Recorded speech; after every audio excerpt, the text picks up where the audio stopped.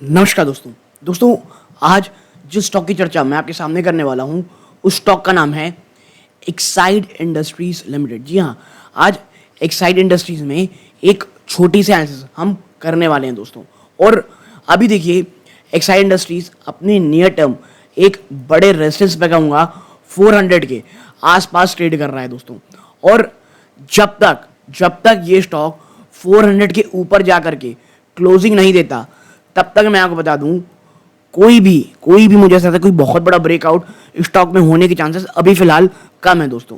तो अगर 400 के ऊपर क्लोज देता है तो फिर कहां तक जा सकता है, इसके साथ साथ क्वार्टर 4 में क्या आप कह सकते हैं एक कमी देखने को मिल रही है, और ओवरऑल एक्साइड इंडस्ट्रीज में चल क्या रहा है, इन तमाम चीज़ों में इस एक छोटी सी एनालिसिस में हम कोशिश करेंगे कवर करें। आप इस वीडियो को अंत तक देखिएगा, बड़े ही थोड़े टुकड़ों में देखें, क्योंकि अगर आप नहीं देखते ना दोस्तों, होता ये है कि फिर बहुत सारी मिस इन्फॉर्मेशन आपको समझ में आती है, या आपको लगता है भाई ये तो एकदम खरीदने के लिए बोल रहे। देखिए, यहाँ पर कोई भी खरीदने बेचने की बात मैं नहीं करता हूँ। जो भी इंफॉर्मेशन अवेलेबल है डेटा की, वो आपके सामने रखता हूँ, एंड अप टू यू खरीदना है या बेचना है दोस्तों। ठीक है, डिस्क्लोजर के रूप में मेरे या मेरी फैमिली मेम्बर की एक्साइड इंडस्ट्रीज में होल्डिंग हो सकती है दोस्तों। ठीक है, नाउ देखिए, एक्साइड पिछले एक साल में आप देखोगे तो आपको आज भी मोर देन 17% का नेगेटिव रिटर्न दिया है, और निचले स्तरों से जो 52 वीक लो लगाया था वहां से आपको ऑलमोस्ट 18% का रिटर्न दे चुका है। इसका 52 वीक लो क्या था, 328 रुपए। ओके, 328 रुपए। तो वहां से कहीं ना कहीं स्टॉक आपको अब चल चुका है, और अब क्वार्टर 4 के नंबर के बाद हमें क्या करना है, कौन सा लेवल होना चाहिए, इसमें आपके सामने आज मैं चर्चा करूंगा दोस्तों। ठीक है, लेकिन आगे बढ़ने से पहले दोस्तों, आपकी स्क्रीन में दिख रहा होगा कि मात्र 14% ऐसे व्यूअर हैं जो हमारा वीडियो देख रहे हैं, चैनल सब्सक्राइब कर रखे हैं। आप सभी का बहुत बहुत धन्यवाद दोस्तों। बट अगर आप इन 86% में से हैं, आपका भी धन्यवाद कि आप हमारा वीडियो देख रहे हैं, बट प्लीज़ चैनल को सब्सक्राइब जरूर कीजिएगा।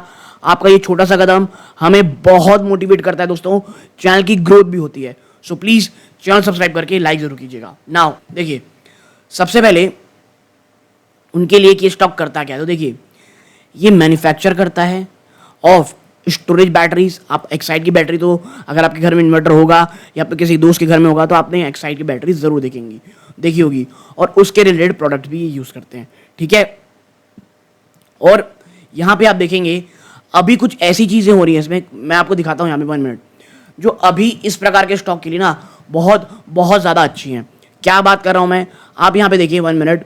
कंपनी जो काम कर रही है, manufacture batteries for automotive sector like 2 wheeler, 4 wheeler, 3 wheeler, e rickshaw, और हम सबको पता है ई रिक्शा कितना ज़्यादा एक बड़े अमाउंट में फैल चुका है। तो ये सब काम करती है कंपनी।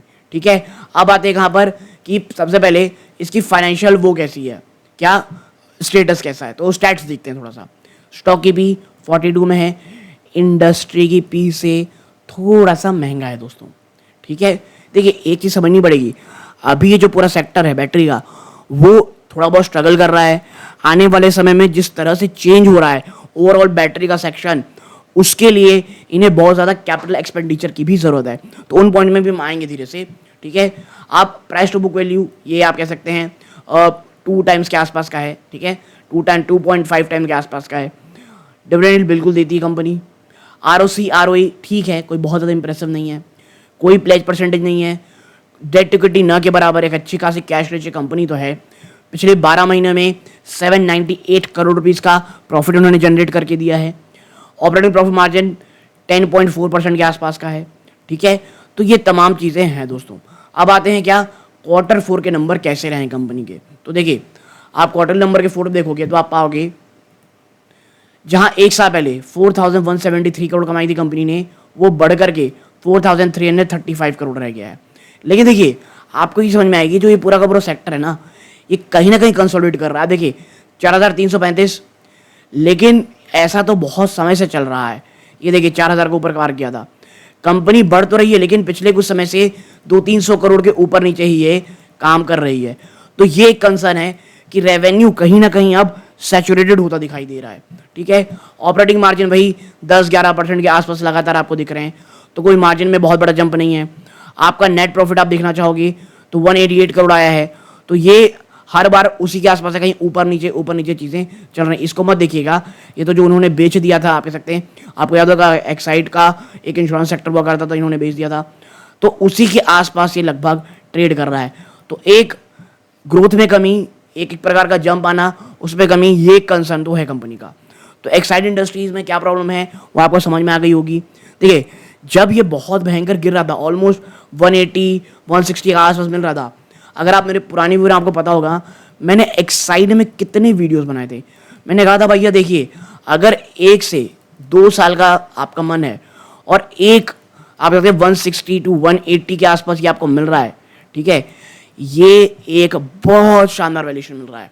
अब देखिए वहां से स्टॉक बहुत ज़्यादा चल चुका है, लेकिन करंट में आप देखेंगे तो आपको थोड़ा सा सोच समझ के काम करना पड़ेगा। और Q4 के जो नंबर आए हैं उसमें अगर आप नोट्स देखेंगे, आप पाएंगे यहाँ पे 1 मिनट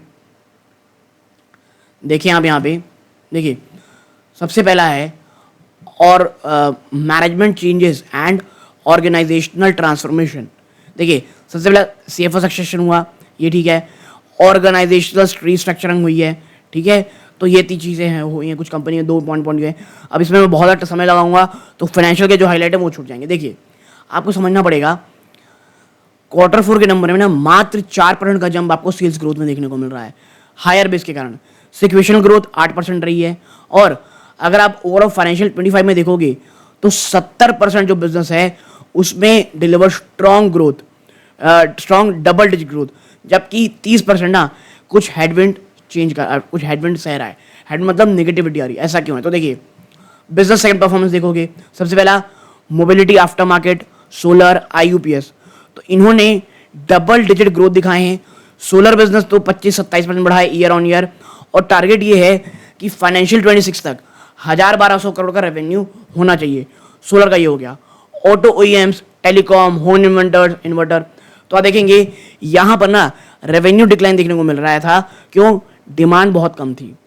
टेलीकॉम बिजनेस भी आप देखेंगे तो 25 से 30% में कॉन्ट्रैक्ट हुआ है। क्यों? क्योंकि ऑलरेडी बहुत बड़ा ये बिजनेस जंप दिखा चुका था हाई बेस कारण। क्यों? कि 5G रोल आउट हुआ था फाइनेंशियल 24 में, और एक आपको शिफ्ट देखने को मिल रहा है लिथियम सॉल्यूशंस में, ठीक है। तो टेलीकॉम को हटा करके कोई जो चीज़ें हैं वो ज़्यादा कंसर्निंग की बात है। अब आते हैं कहाँ? एक्सपोर्ट में। तो जो ऑटो बैटरी एक्सपोर्ट है वो काफ़ी मजबूत रहा है। जो इंडस्ट्रियल बैटरी एक्सपोर्ट है यूरोप में, उसमें कमी आई है। क्यों? रीजनल रिसेशन आपको वहाँ पे देखने को मिल रहा था। तो ये हो गया segment wise numbers. Operating profitability, तो अगर आप एबिटा देखोगे तो एबिटा 4% अप रहा है सिक्वेंशली। मार्जिन कहीं ना कहीं कंप्रेस हुए हैं। क्यों? बहुत ही बड़ा जंप आपको एंटीमोनी प्राइसेस में देखने को मिल रहा था। कितना? 11,000 से सीधा $60,000 प्रति टन Q4 में, ठीक है। और ये क्या इम्पैक्ट कर रहा था? मार्जिन का 50 करोड़ से, ठीक है। तो आप देखें यहाँ पे तो इश्यूज तो थे। कंपनी लगभग 25 करोड़ राइट ऑफ से भी किए हैं। Cash flow, operating cash flow अगर आप देखोगे प्री वर्किंग कैपिटल चेंजेस, तो वो लगभग 2 साल सस्टेन रहे हुए हैं। बैलेंस शीट बहुत मजबूत है, कोई डेट नहीं है।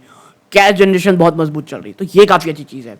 अब आते हैं, हर एक मैन्युफैक्चरिंग कंपनी का सबसे बड़ा दर्द होता है क्या? रॉ मटेरियल हेडविंड, ठीक है।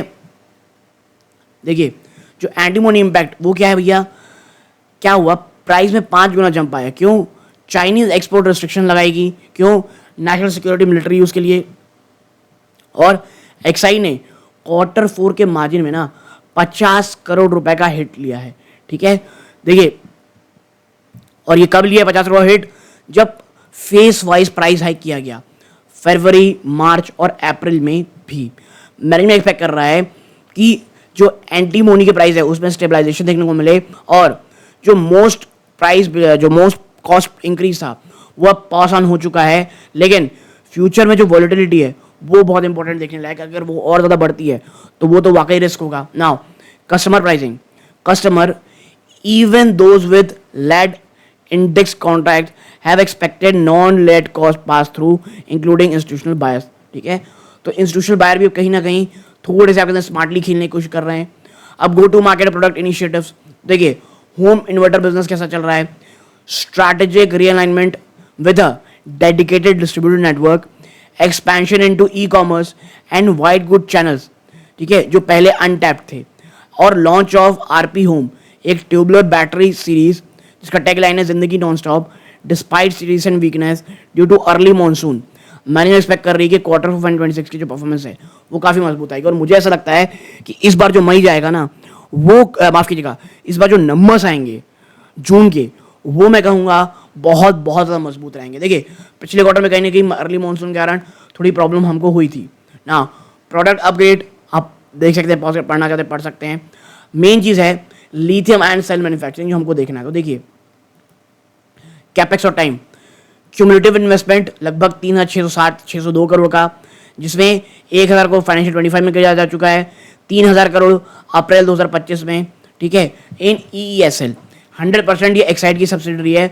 टोटल जो फेज 1 कैपेक्स प्लान है वो 5,000 करोड़ का है। जो कमर्शियल प्रोडक्शन टारगेट है वो फाइनेंशियल 26 में बिंग हो जाएगा। जो पहले फाइनेंशियल 25 में गाइडेंस दी गई थी उस शिफ्ट करके अब 26 कर दिया है। क्यों? प्रॉब्लम इनिशियल वीज़ा और जियो पॉलिटिकल डिले जो अब रिजॉल्व कर दिया जा चुका है, ठीक है। तो इस साल में जो कंपनी का बहुत एंटिसिपेट है लिथियम आयन बैटरी वाला सेक्शन, वो कब तक दिखाई देगा ना। प्रोजेक्ट स्टेटस कैसा है तो आप यहाँ पाओगे कंस्ट्रक्शन प्रोग्रेसिंग वेल, 130 से 150 Chinese engineer on site commission किए गए हैं, 4 लाइंस कमीशन की गई है, 2 सिलेंड्रिकल, 2 प्रिस्मेटिक, बोथ NMC और LFP केमिस्ट्रीज में, setup in parallel with strategic commissioning, ठीक है। तो कंपनी भैया काम कर रही है अपने काम कर करके, लेकिन ये जो चाइनीज़ वर्क इंजीनियर का साइट है ना, ये कहीं ना कहीं आपको इश्यूज करता हुआ दिखाई दे सकता है, ठीक है। अब देखिए हमको क्या करना है ना, यहाँ पे इंडस्ट्रियल मैक्रो कमेंट्री कैसी है वो देखनी है। देखिए इकोनॉमिक एनवायरनमेंट आप देखोगे, इंडिया का GDP जो है वो कहीं ना कहीं स्लो होता दिखाई दे रहा है। जो कहीं 8.2 में था वो अब 6.4% पे हो गया है। जो मैन्युफैक्चरिंग ग्रोथ है वो भी कहीं ना कहीं डीएसिलेट हुई है, 8 से मात्र 3.4%। जो कैपेक्स है रेलवे पावर इंफ्रा में, ये भी डीएसिलेट हुआ है। देखिए क्यों हुआ था, जैसे मैंने आपको पिछले बताया, बड़े बड़े सेंट्रल इलेक्शन के चुनाव थे, बड़े स्टेट्स के चुनाव थे, और उससे साल पहले का भी जो कैपेक्स है पूरी तरह यूज़ नहीं हुआ था, तो यहाँ पे कमी आई है। नाउ ऑटो मार्केट बहुत मजबूत रिप्लेसमेंट डिमांड है, ठीक है, और म्यूटेड OEM डिमांड है, लेकिन स्पेशली पैसेंजर व्हीकल में। टेलीकॉम में जो lead acid battery and demand है ना, वो शार्पली नीचे आई है 5G रोल आउट के बूम के बाद, और हर कोई लिथियम का सब्सटीट्यूशन चाहता है। मैनेजमेंट ये बिलीव कर रही है कि लेड एसिड वॉल्यूम ये अब बॉटम आउट तो एटलीस्ट यहाँ से हो चुके हैं, ठीक है। तो देखिए हर कोई लीड एसिड के सामने लिथियम आयन की बात कह रहा है। अब last but not the least आते हैं यहाँ पे कि भैया अब आउटलुक क्या है। तो देखिए ये हमको ना यहाँ पे मेन देखना है। तो देखिए एक्साइड इंडस्ट्री एक चैलेंजिंग मैक्रो और इनपुट कॉस्ट एनवायरनमेंट से जूझ रही है, underpin by a strong balance sheet. अच्छी बात क्या है, बहुत बहुत मजबूत बैलेंस शीट है इनकी, एग्रेसिव टेक अपडेट्स कर रही है, और एक स्ट्रेटेजिक पिवट में मोड़ पे खड़ी हुई है लिथियम आयन सेल मैन्युफैक्चरिंग लेकर के। कुछ नियर टर्म हेडविंड्स हैं, चाहे एंटीमोनी हो गई, टेलीकॉम हो गई, होम मोटर हो गए, इस बिजनेस को लेकर के इन्होंने मार्जिन इस चीज़ ने कंप्रेस किया है और ग्रोथ म्यूटेड रही है। मैनेजमेंट बात के लिए कॉन्फिडेंट है कि फाइनेंशियल 26 में जो आने वाला है वहाँ पे रिमोट देखने को मिलेगा। कुछ नए प्रोडक्ट के कारण बड़ा नेटवर्क एक्सपेंशन किया गया, फैलाया गया है, और लिथियम प्रोजेक्ट को जो रिवैम्प किया गया है। तो आप देखेंगे शॉर्ट टर्म में तो कुछ कहने का नहीं इशू है, बट लॉन्ग टर्म में अच्छी बातों की बात कही जा रही है। बात करें लेवल्स की, आप यहाँ पाओगे, देखिए 356 पॉइंट था, उसके बाद क्या है आपका रेजिस्टेंस 384, इसको तोड़ चुका है। दूसरा है 416 रुपये, देन 444 रुपीज़। पिछले मंथ जो ट्रेड हुई है ना, वहीं से प्राइस निकाली गई है, और सपोर्ट 323, ठीक है, फिर 295, देन 263। फिबोनाची सीरीज में भैया 379, देन 393, देन 416। तो ये लेवल है जो आप ध्यान में रख रहे हैं। मुझे ऐसा लगता है लिथियम एक्साइड इंडस्ट्री में जब तक कोई बहुत बड़ी गिरावट नहीं आ जाती, तब तक इन स्तरों पे फ्रेश में कोई बहुत ज़्यादा करना मुझे सही नहीं लगता है। बट जैसे मैंने कहा, इट्स योर मनी, आपको जो भी फैसला लेना है अपने वित्तीय सलाह ज़रूर लीजिएगा। ये सूर्यकांत है, जय हिंद।